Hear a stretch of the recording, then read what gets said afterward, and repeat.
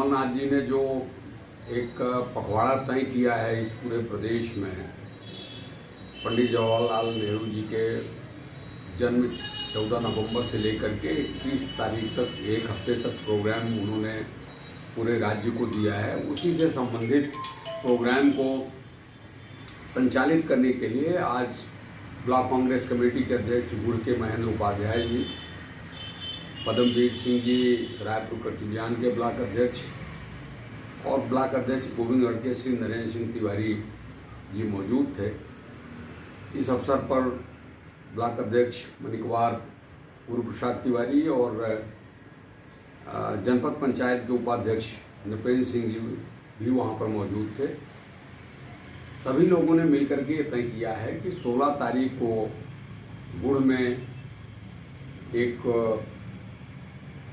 बाज़ार में और पूरे बस स्टैंड के एरिया में महंगाई, बेरोजगारी और भाजपा द्वारा जो भ्रष्टाचार की स्थितियां निर्मित हैं, लॉ एंड ऑर्डर की जो स्थितियां निर्मित हैं, उसके खिलाफ में एक जन आंदोलन प्रारंभ किया जाएगा।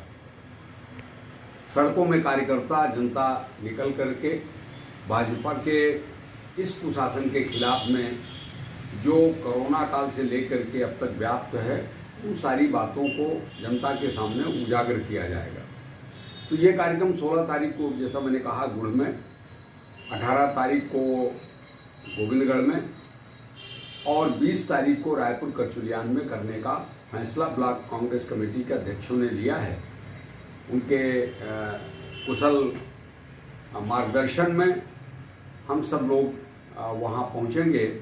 जिले के भी और प्रदेश के भी जो पदाधिकारी हैं, इस पूरे हफ्ते भर नेहरू जी को स्मरण करना, कांग्रेस को स्मरण करना, गांधी को स्मरण करना, ये सारे काम उस माध्यम से जो आज किसान खाद बीज के लिए भटक रहा है, जो डीजल पेट्रोल की महंगाई जिस तरीके की है, हमको मिल रहा है 30 रुपये बैरल और मिल रहा है हमको 100-125 रुपये में। सरसों का तेल 80 रुपये का 200 को हो गया। तो इस महंगाई के खिलाफ, बेरोजगारी के खिलाफ, बढ़ते भ्रष्टाचार के खिलाफ में एक जो जन आंदोलन कमलनाथ जी ने पूरे प्रदेश को एक नारा दिया है, नेतृत्व देने की बात कही है, इस पूरे विधा को आगे बढ़ाने की दिशा में कांग्रेस जनों से हम लोग अपील करेंगे, जनता से अपील करेंगे और जन जागृति फैलाएंगे कि इस सरकार के आने के बाद से मामा कह देने से पेट थोड़ी भर जाएगा। पेट तो भरेगा भोजन करने से, और भोजन जिन चीज़ों से होना है, उसकी महंगाई जिस चरम सीमा पर है, लगता है सारी आर्थिक व्यवस्था चरमरा के टूट के गिर जाएगी। तो इसके खिलाफ में जनमानस को तैयार करने के दिशा के लिए हम लोगों को निर्देश दिया गया है। उसी की पूर्ति हम लोग 14 से और 31 तक करेंगे। अगर रीवा जिले में देखा जाए तो सरकार और सरकारी इंजीनियर, क्या इनके पास मास्टर प्लान नहीं है? देखिए, इसके लिए दृष्टि चाहिए।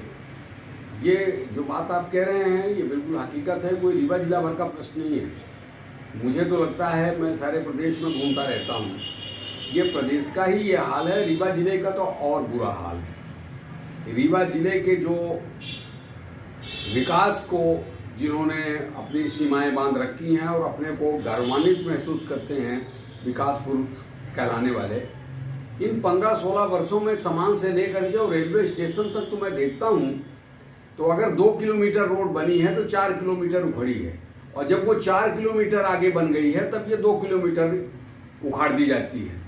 एक तरफ की सड़क बनी हुई है तो दूसरे तरफ की उखाड़ दी जाती है। तो इस तरीके से आवागमन की असुविधा से लेकर के जितना कुछ हो सकता है इस रीवा जिले में, पिछले 15 वर्षों से हम सब लोग देख रहे हैं, भुक्तभोगी हैं। कहाँ किस जगह पर नगर निगम का रसीद आकर के आपको काट देगा, गाड़ी लिए आप खड़े हैं, और कौन किस समय आकर के किस दुकान के सामने में आपको पैसा काट करके चला जाएगा, कोई जानने वाला नहीं। तो इसलिए ये तो अराजकता का माहौल है। शिवराज के राज में परिस्थितियां ये निर्मित हो गई हैं कि सब कुछ अराजक हाथों में सौंप दिया गया है। जब तक इसको समझदार आदमी, जनता उस तरीके से चुन करके कांग्रेस की सरकार को बनाया भी जनता ने, लेकिन उसको बेच भांज के बराबर कर दिया गया, क्योंकि भाजपा की केंद्र में सरकार है, भाजपा की मध्य प्रदेश में सरकार थी। किस तरीके से विधायकों का खरीद फरोख्त किया गया, हम सब ने इस बात को देखा है। तो इसलिए ये दवाई तुम्ही ने दर्द दिया, तुम ही दवा देना, हम तो ये कहना चाहते हैं ये जनता ही इसकी दवाई कर सकती है। हमारे पड़ोस में छत्तीसगढ़ राज्य है, वहां 2/3 बहुमत कांग्रेस का है, वहां सरकार गिराने की स्थिति में नहीं है, लेकिन एक लीन और थिन मेजॉरिटी की सरकार कांग्रेस की मध्य प्रदेश में बनी, तो उसको खरीद फरोख्त करके गिरा दिया गया।